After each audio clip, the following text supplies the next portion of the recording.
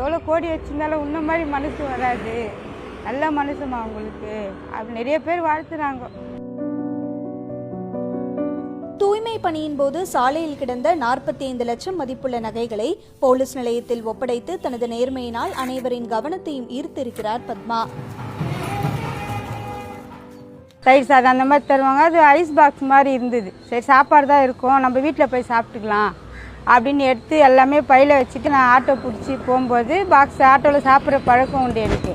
இப்போ அந்த பாக்ஸை திறந்து பார்க்கும்போது ஐஸ் பாக்ஸு தயிர் சாதம் தான் எடுக்கும்போது பார்த்தா ஃபுல்லாக நகை. இப்போ தான் எங்கள் வீட்டுக்கார்ட்ட காமிச்சான். முதல்ல தூக்கி வா போகலான்னு அப்படியே வண்டி யூட்டன் எடுத்து திரும்பி வந்து குத்துட்டார். உழைச்சி சாப்பிட்ணும், இதுதான் எனக்கு மனசில். அடுத்தவங்க பணம் அடுத்தவங்க காசு எதுவுமே கிடையாது. அவங்கள வந்துட்டாங்க, தொலைச்சவங்களும் அழுதுட்டாங்க. அதான் சொன்னால் எங்களுக்கு வாழ்க்கை திருப்பி கொடுத்துருக்கீங்க நீங்கன்னாங்க. சில பேர் வந்து ஏன் கொடுத்த எடுத்துன்னு போக்குறதா நம்மளே கஷ்டப்படுறாங்க. சில பேர் அக்கா நீ கொடுத்தது நல்லது தான், இது மாதிரி சொல்கிறவங்களும் உண்டு, அது மாதிரி சொல்கிறவங்களும் உண்டு.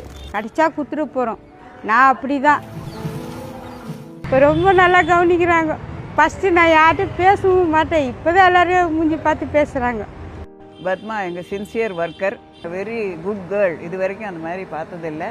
எனக்கு அவன் சொன்ன உடனே எப்படியாவது இன்னைக்கு காலையில் பார்க்கணும் அப்படின்ட்டு வந்தேன். நான் நல்ல பொண்ணு. பத்மாவின் நேர்மையை பாராட்டும் விதமாக தமிழக முதல்வர் ஸ்டாலின் 1 லட்சத்துக்கான காசோலையை வழங்கி கௌரவித்துள்ளார். பொங்கலுக்கு என்ன பண்ணுறது, சரி காதில் இருக்கிற கம்பளை வச்சு பொங்கல் கொண்டாடலாமா அப்படிலாம் யோசனை பண்ணியிருந்தேன். நம்மக்கிட்ட காசு இல்லையே, என்ன பண்ணுறது, யாரை கேட்குறது. முதல்வர் கொடுத்த காசு, எங்கள் சிஎம் ஐயா கொடுத்த காசு எனக்கு ரொம்ப உதவியாக இருந்தது. அதை இப்போ நான் மாற்றி பொங்கலுக்கு ஜாலியாக செலவு பண்ணுவேன். அது 1 லட்ச ரூபா பெரிய விஷயம் இல்லையா, 1500க்கு நான் தேடிட்டு இருக்கும்போது. பாருங்க, தூய்மை பணியாளர் அவங்க வந்து ரோட்டில் குப்பை கூட்டும்போது அந்த பாக்ஸு ஐஸ் பாக்ஸ் மாதிரி பாக்ஸ் கிடந்திருக்கு. அதில் 45 பவுன் நகை இருந்திருக்கு. அதை அவங்க வந்து அப்படியே அமுக்கியிருக்கலாம். இது வந்து ஏதாவது வீட்டுக்கிட்ட இருந்தால் கூட அந்த வீட்டுக்காரர் என்னோடது அப்படிங்கிற மாதிரி ஏதாவது பண்ணலாம். ஆனால் இது ரோட்டில் கிடந்தது நகை.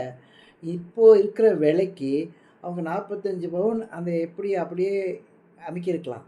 ஆனால் அதை கொண்டு வந்து போலீஸில் ஒப்படைச்சு அவங்களுடைய நேர்மையை வந்து காட்டியிருக்காங்க. அதாவது திருமூலர் ஒன்று சொல்லுவார், வேட்கை விட்டார் நெஞ்சத்து மூடத்திலிருந்து முக்தி தந்தானே அப்படி சொல்லுவார் திருமூலர்.